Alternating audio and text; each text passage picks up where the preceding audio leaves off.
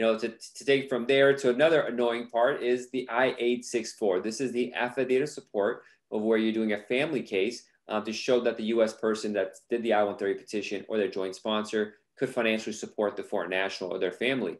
And so every year this gets updated how much the amount is. And the Department of Health and Human Services, I believe, just updated it and they announced what the rates are. USCIS has not updated its chart, even though the new numbers should go into effect. We don't know when the MCs and USCIS are actually going to jump into it, but it's higher. I mean, and if you talk about that, you reviewed the announcement briefly.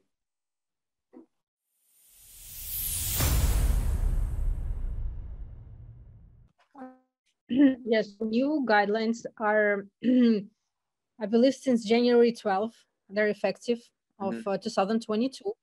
And I would not say that numbers went up significantly, but they went up. So for example, previous guidelines for two people, 100% of priority guidelines. And again, 100%, it's, for example, for non-immigrant visas, if it's the K1. Yeah, fiance, right. Yeah. And 125%, it's for those who are just in status in the United States or who are coming to the United States via immigrant visas. Okay. So I'm going to talk about 100% of priority guidelines, just to be clear now, because again, they didn't do the math yet. They just announced what is like 100% now. So for example, previous guidelines for two people, they wanted to see like $17,420. Now it's $18,310. So the difference obviously is like less than 1,000. Okay.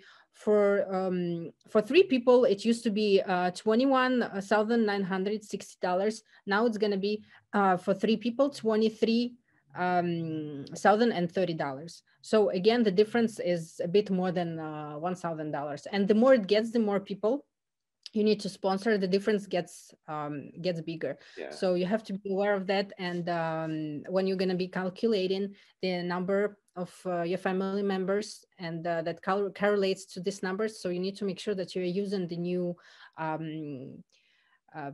priority guidelines of 2022, not the 2021. Yeah, this affects if you're doing it based on income and how much money you're making, but also if you're using asset-based. The amount of savings or the value of your assets that you're using are all going to go up, how much it should be. So it has big consequences because there are always multiples and multiples of this. So even 1,000 increase becomes, $3,000 more in assets, potentially, or 5,000. So it's something to be mindful of. But these are some really big news. It's going to affect a lot of people. So I'm glad we were able to get this out on you. Thank you so much for researching this and including it in the program.